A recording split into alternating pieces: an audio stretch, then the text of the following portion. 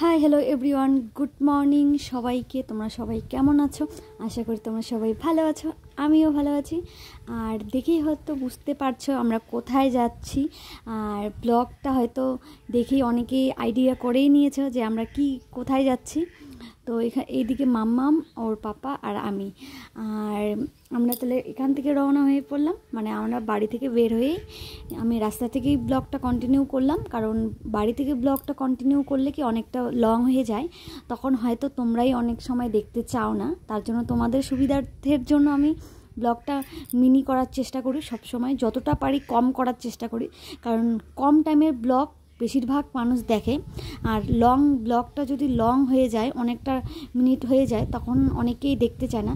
আর এখানে মাম্মাম ঘুমের ঘোরে একদম নিঢাল হয়ে গেছে, কারণ ওকে স্নান করেই আমি নিয়ে এসছি, কারণ ও ঘুমায়নি। কারণ বাচ্চারা জানোই সবাই যে স্নানের পর বাচ্চারা একটু ঘুমায়, আর ও যেহেতু ঘুমায়নি তার জন্য ওর চোখ মুখ কেমন হয়ে গেছে। তাহলে আমরা চলে আসলাম এখন আলিপুরে ঢুকে পড়লাম।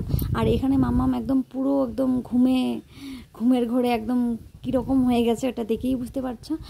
আর এখন কেন জানি মনে হয় যখন আলিপুরে আসি, মানে যখন আমি শ্বশুরবাড়ি থেকে আলিপুরে আসি, তখন আমাকে এটা বলতে হয় আলিপুরে আসি।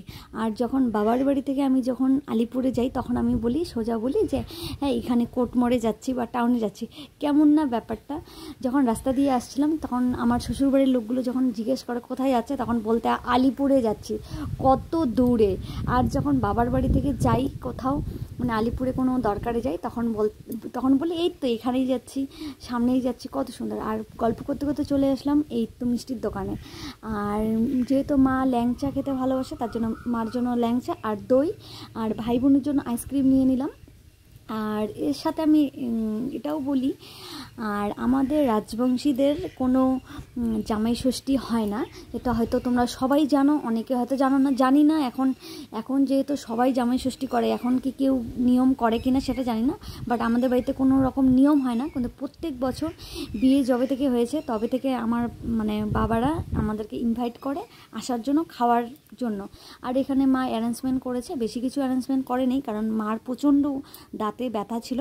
আর আমি হয়তো থাকলে পরে এখানে হয়তো একটু বেশি মানে ডেকোরেশন করে খাবারটা দিতে পারতাম, বাট হলো না। আর কোনো ব্যাপার না, এটা মাই করেছে। আর আমাদের জামাই যেহেতু এত লাজুক, আমার বর খুব লাজুক, এটা মানে তোমাদের দাদাভাই প্রচণ্ড লাজুক। আর ও এবার এসছে জামাই ষষ্ঠী খেতে প্রত্যেক